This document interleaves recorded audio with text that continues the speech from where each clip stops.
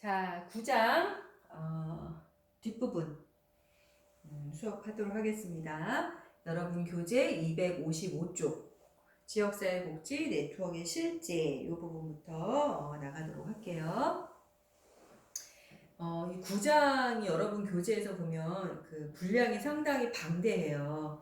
그리고 여러분이 조금 이해하기에는 난해한 부분들이 분명히 있어요. 그런데 실제로 여러분이 취업을 해서 사회복지 현장에 나오면 또 아주 밀접하게 자주 접하게 되는 것도 이 부분이에요. 지역사회 네트워크와 관계된 것들이기 때문에 개념을 일단 여러분이 잘 이해하고 실제 네트워크에 어떤 것들이 있는지를 좀 여러분이 참여하게 될, 앞으로 분명히 다 참여하게 되거든요. 참여하게 될 네트워크에는 어떤 것들이 있는지 좀 살펴봅시다.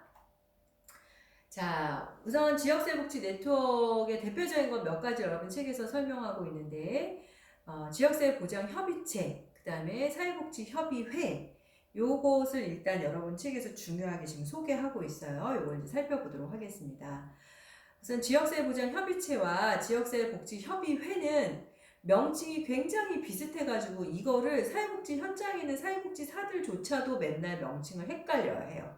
근데 절대로 헷갈리시면 안 돼요. 그리고 이게 나중에 혹시라도 1급 시험, 사회복지사 1급 시험을 보는 친구들은 항상 시험에 나와요. 사회복지협의회나 사회보장협의체 문제는. 두 개를 잘 구분하실 수 있어야 됩니다.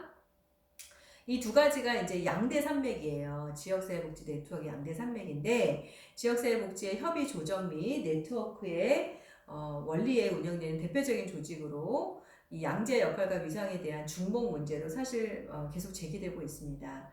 근데 이 두 가지가 큰 차이점이 있다면 지역사회 보장 협의체는 말 그대로 민관이 지역사회 보장과 관계된 협의를 하는 구체적인 어떤 상설 기구라고 생각하시면 돼요.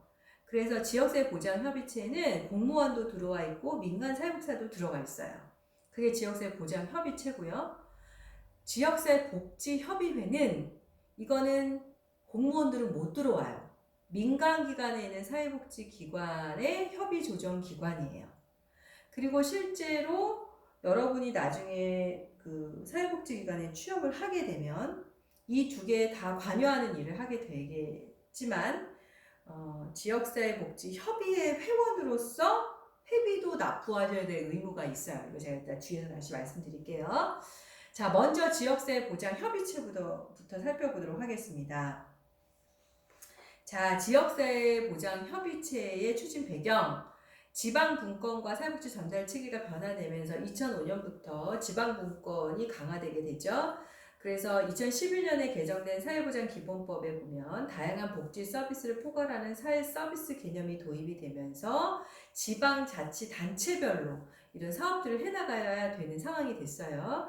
그러면서 2014년에 사회보장급여법의 제정으로 지역 단위의 종합적 사회보장 지원 체계를 정비하고 지역사회보장협의체의 기능 확대와 활성화에 전기가 마련되게 됩니다. 그리고 지역사회 보장 환경의 특성을 반영한 연계 및 조직화의 필요성이 대두되고 지역사회 공동체의 기능 회복과 사회 자본 확대의 필요성, 그리고 정보통신 기술의 발전에 따른 새로운 사회 조직의 가능성, 이런 것들로 인해서 지역사회 보장 협의체를 만들게 됩니다. 지역사회 보장 협의체의 목적은 세 가지인데요. 첫 번째, 지역사회 안에 있는 복지 문제를 해결하기 위한 민주적인 의사소통 구조를 확립해보자. 두 번째, 수요자 중심의 통합적인 복지 서비스 제공 기반을 구축하자.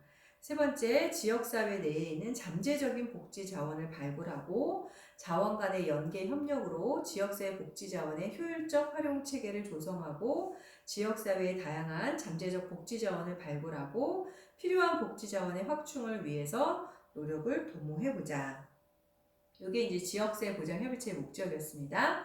지역사회 보장협의체 운영 원칙 6가지를 여러분 책에서 설명하고 있어요. 제가 하나하나를 다 짚고 넘어가진 않을 거예요. 그럼 너무 양이 방대하기 때문에 첫 번째 지역성의 원칙, 두 번째 참여성의 원칙, 세 번째 협의성의 원칙, 네 번째 통합성의 원칙, 다섯 번째 연대성의 원칙, 여섯 번째 예방성의 원칙을 가지고 지역사회 보장협의체를 운영해라 라고 명시하고 있습니다.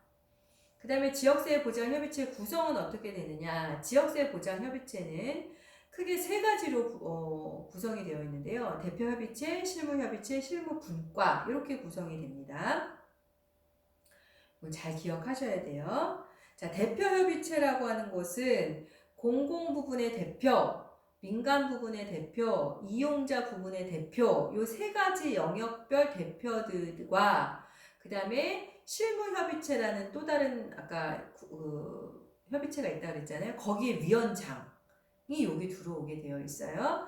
그래서 대표협의체는 공공부문의 대표에서 보통은 시장이 들어와요.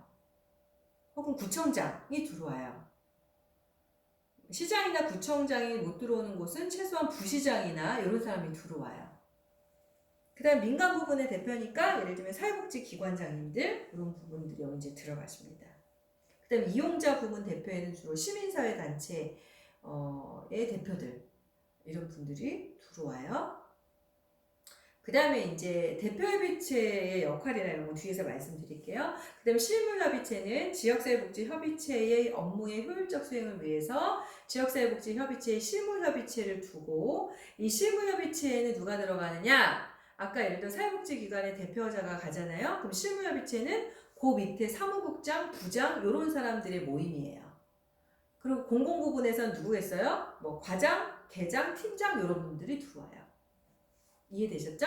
그러니까 실제로 실무를 담당할 사람들이 여기 들어온다는 뜻이에요. 실무분과는 그럼 누가 들어가느냐? 지역별 특성의 여건에 따라서 대상별, 지역별, 기능별로 다양한 형태로 구성이 되는데요. 예를 들면 뭐 실무분과에 아동분과, 노인분과, 장애인분과 이렇게 여러 분과를 둘 수 있어요. 여기 실무분과에는 말 그대로 일선 사회복지사들이 들어가는 거예요. 그러니까 약간 어떻게 보면 수직적 구조의 위계질서를 갖고 있는 게 지역사회보장협의체입니다. 그래서 지역사회보장협의체의 구성과 관련해서 무엇보다도 중요한 것은 협의체 구성원의 대표성을 확보하는 문제, 특정 조직의 편중된 구성을 지향하고 다양한 관련 주체를 참여할 수 있도록 확보하는 문제, 이 두 가지가 굉장히 중요한 관건이에요. 무슨 얘기냐면 민간 부문의 대표다 그러면 예를 들어 사회복지기관의 기관장이 다 들어갈 수 있느냐? 그렇지 않다는 거예요. 예를 들어서 뭐 노인복지 부분의 대표, 그럼 노인복지관의 관장님이 들어올 거냐, 뭐 주간보호센터의 센터장님이 들어올 거냐, 만약에 노인복지관 관장님이 들어오면 A복지관 관장님이 들어올 거냐, B복지관 관장님이 들어올 거냐, C복지관 관장님이 들어올 거냐 결정을 해야 돼요. 그래서 이 대표성을 확보할 때는 예를 들면 노인복지관의 관장이 들어온다. 그러면 노인복지관 관장님들끼리 한 분을 결정해서 이 대표협의체로 추대하는 거예요. 이해되셨죠? 이제 그런 식으로 구성이 되어 있습니다. 그리고 특정 조직으로 편중하면 안 되기 때문에 다양한 지역사회 보장과 관계된 부분에 사람들이 다 들어왔는지를 잘 봐야 돼요. 예를 들어서 복지계만 들어가면 되는 게 아니고요. 지역사회 보장 계획에는 복지, 보건, 고용, 노동 뭐 이런 게 다 들어가요. 그러다 보니까 예를 들면 복지기관만 들어가는 게 아니라 주거와 관련된 곳, 의료나 보건과 관련된 곳, 노동과 관련된 곳 이런 분야의 대표들도 다 들어와야 된다는 거예요. 그래서 이제 그런 분들을 어떻게 잘 확보할 것이냐, 요게 이제 지역사회보장협의체 구성에 있어서 굉장히 중요한 부분이 됩니다. 이 지역사회보장협의체의 하나의 예를 이제 이 여러분 책에서 예를 들은 그림을 하나 이제 여기 지금 좀 살펴볼게요. 이 그림을 보면 저 위에 제가 아까 분명히 지역사회보장협의체는 약간 수직적 구조, 위계질서가 있다고 그랬잖아요. 맨 위에는 대표협의체가 있고 대표협의체 밑에 실무협의체가 있고 실무협의체 밑에 실무분과가 있어요. 요건 이제 하나의 예인데요. 여기 보니까 대표협의체는 공공기관 대표, 그래서 그 지방에 있는 지방자치단체 대표, 사회복지 담당 국장, 과장, 뭐 보건소나 보건지소장, 그다음에 기타 관련 영역의 대표들이 들어오고 민간 서비스 기관에서는 뭐 이용기관 대표, 보건의료기관 대표, 생활시설 대표, 기타 기관 대표 이런 사람들이 들어오고 이용자 대표로는 학계 전문가 보통 교수님, 사회복지학과 교수님들이 좀 항상 들어가 계시고요. 시민대표, 시민복지운동단체 대표 이런 사람들이 들어오고 이 대표 협의체 안에는 실무협의체 위원장, 그 밑에 있는 실무협의체 위원장이 대표 협의체에도 들어오게 되어 있어요. 그리고 여기 이제 상근 간사 한 명이 들어갑니다. 상근 간사는 당연히 이제 대표협의체에서 이루어진 일들을 기록도 해야 되고 실무협의체에 보고 이렇게 알려도 줘야 되고 이런 역할을 하게 되겠죠. 그 다음에 이제 실무협의체 안에는 분과의 각각의 대표들이 또 실무협의체에 들어와요. 무슨 얘기냐면 밑에 분과가 보면 예를 들어 뭐 노인분과, 장애인분과, 여성분과 이런 사람들의 대표가 들어올 수도 있고요. 이 그림에는 지금 대상별 분과, 지역별 분과, 기능별 분과로 나뉘었잖아요. 요 유형은. 그러면 각각의 분과의 대표들이 실무협의체에 들어오는 거예요. 그래서 본인들이 실무협의체에서 논의된 내용을 가지고 다시 그 분과에 가서 해당되는 일선에 있는 실무자들에게 전달해주고 그 일이 실제로 진행될 수 있도록 그 역할을 담당하게끔 그렇게 구성되어 있습니다. 그래서 지역사회 보장협의체의 기능을 보면 조직의 일반적 차원에서의 기능이 있고요. 운영 차원에서의 기능으로 나뉘어져 볼 수 있는데요.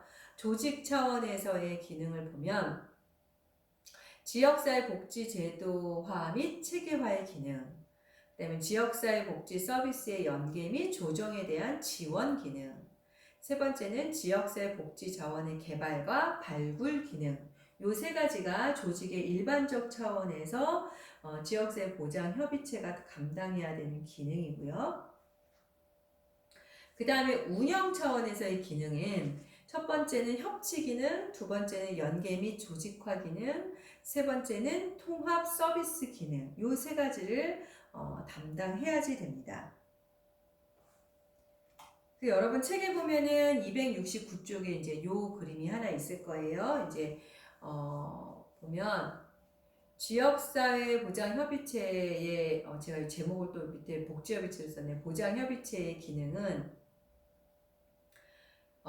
협의적 의사결정, 연계 및 조직화, 통합 서비스 이 세 가지를 중심으로 나뉘어져 있고 협의적 의사결정에는 민간 공공의 협의적 의사결정 기능, 지역복지 주요 사항을 심의한다 이렇게 되어 있죠.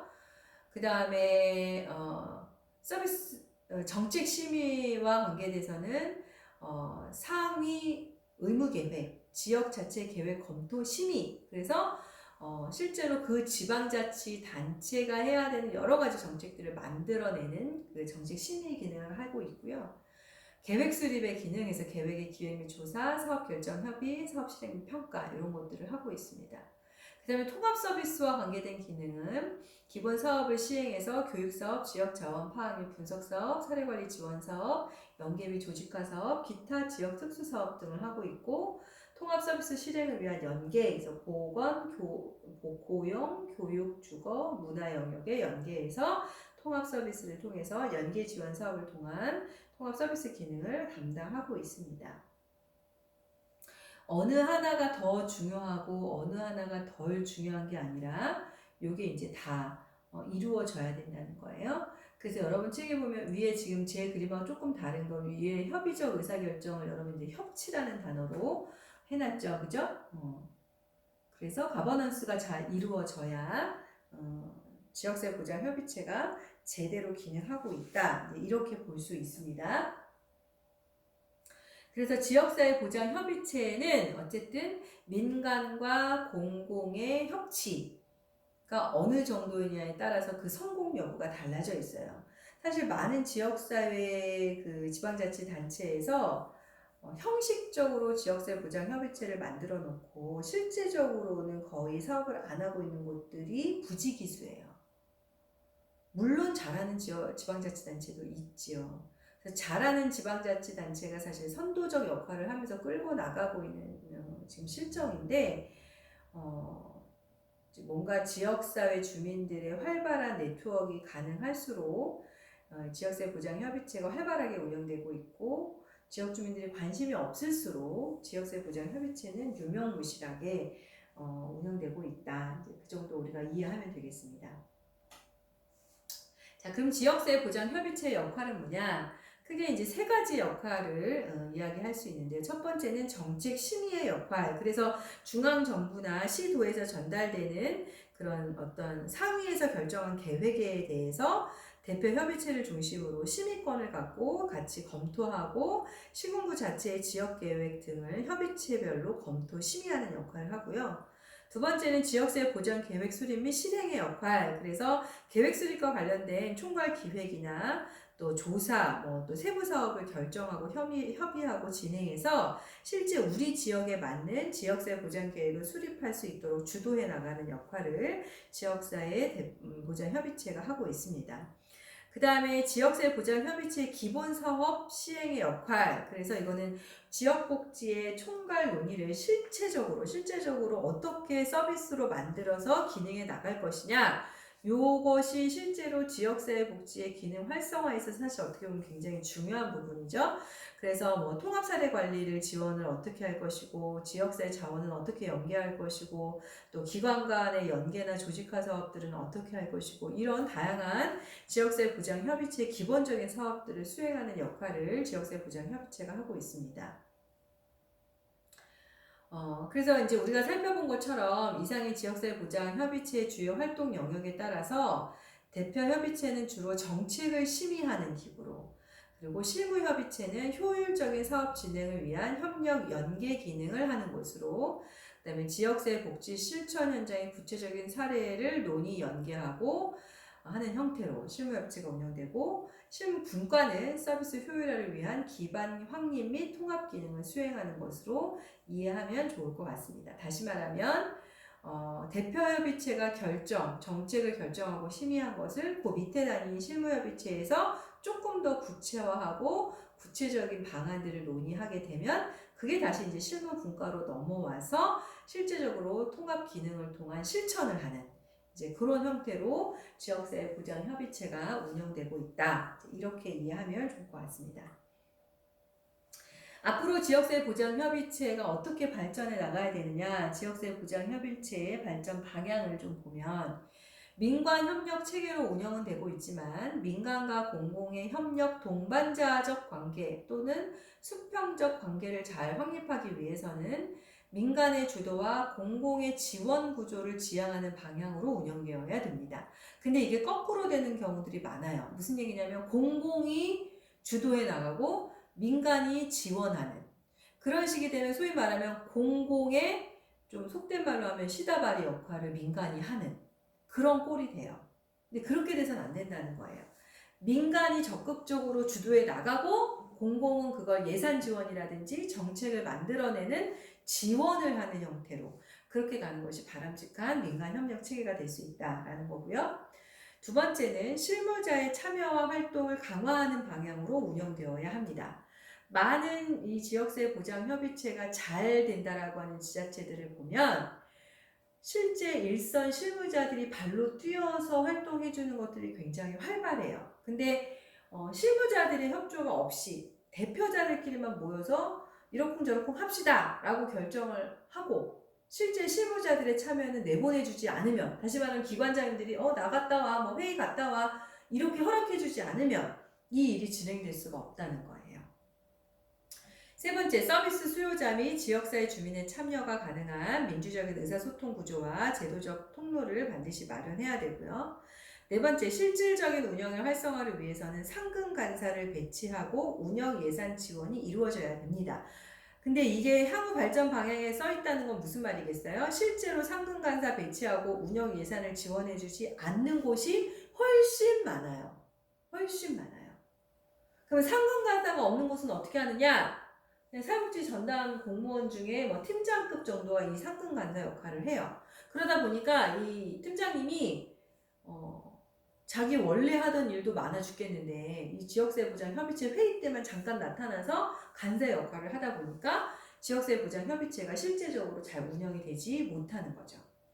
그래서 반드시 상근 간사를 배치하고 요 일만 하는 상근 간사를 배치하고 예산을 지원해 줄 필요가 있다. 그래서 참여 조직과 인원의 적극적인 활동을 유도하기 위해서는 인센티브 제도도 마련할 필요가 있겠다라는 거고요. 그 다음에 지역사회 보장 협의체의 구성은 사회보장급여법의 취지에 맞게 다양한 영역, 이건 아까 앞에서도 말씀드렸죠. 다양한 영역 및 생활권의 대표성을 고려해서 주체적으로 참여할 수 있도록 유도하는 것이 필요하겠다라는 겁니다. 그 다음에 이제 최근에 이거는 이제 나온 개념인데요. 읍면동에도 사회보장협의체가 만들어졌습니다.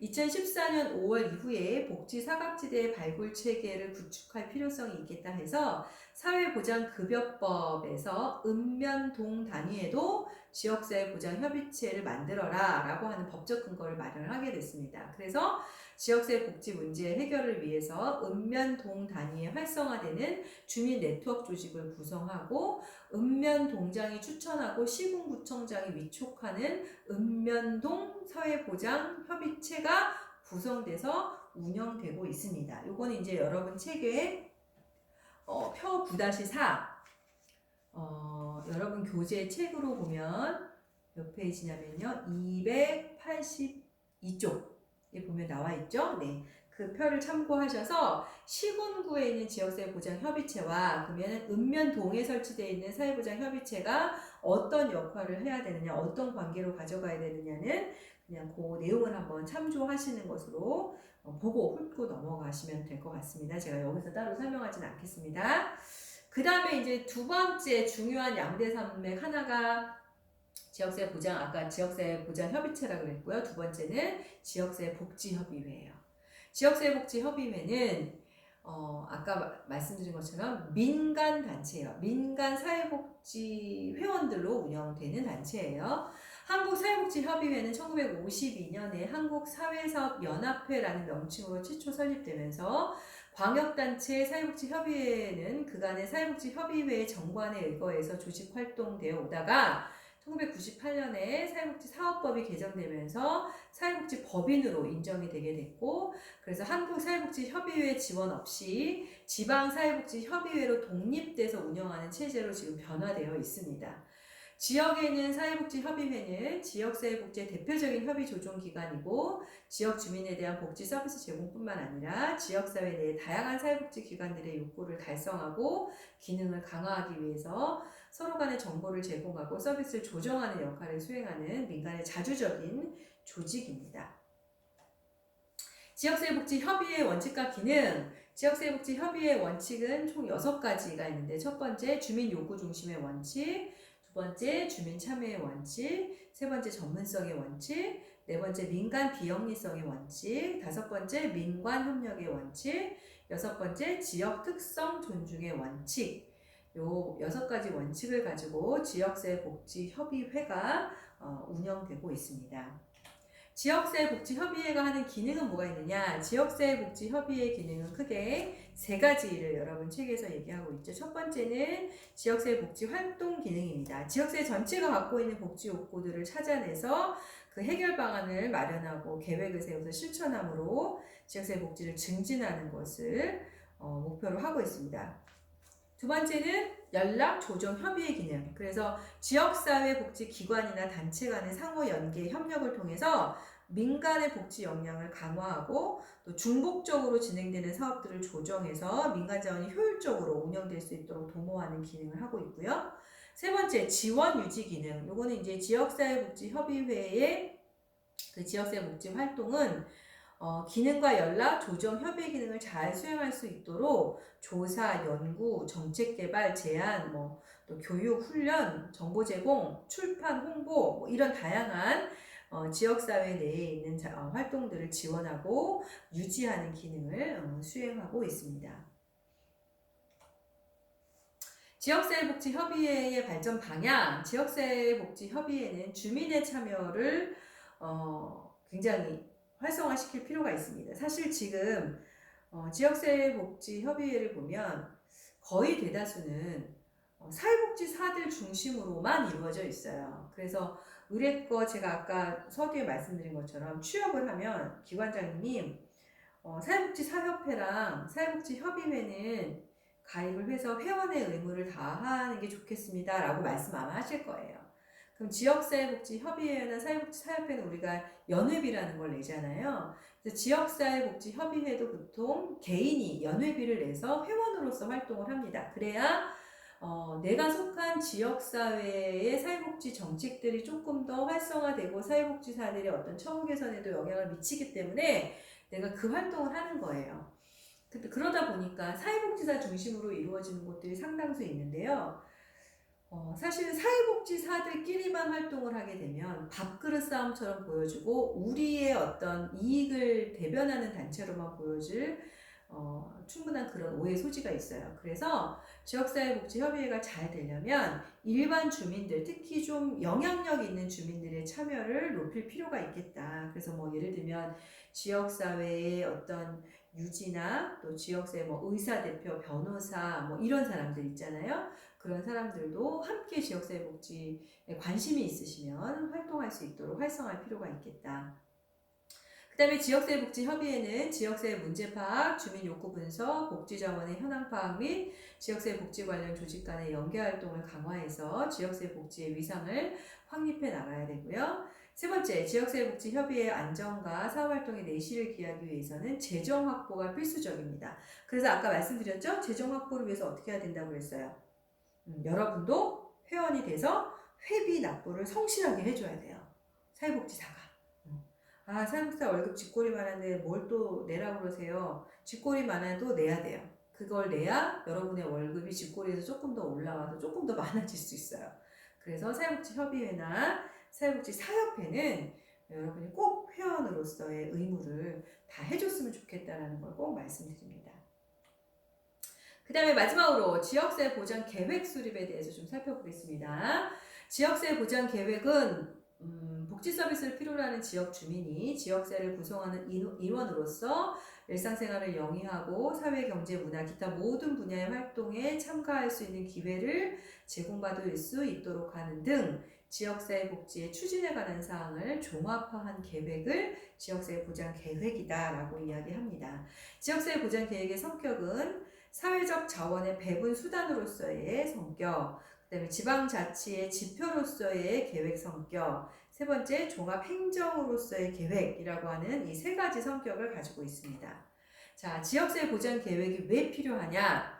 네 가지 정도 이유를 들고 있는데요. 첫 번째, 지역사회 중심의 사회복지 제도화를 위해서 필요하고요. 두 번째, 지역사회 복지 서비스의 수급 조정과 안정적 공급을 위해서 필요하고, 세 번째, 지역사회 복지 서비스 공급 주체의 다원화를 위해서도 필요하고, 네 번째, 지역 자원의 조달과 적정 배분을 위해서 필요합니다.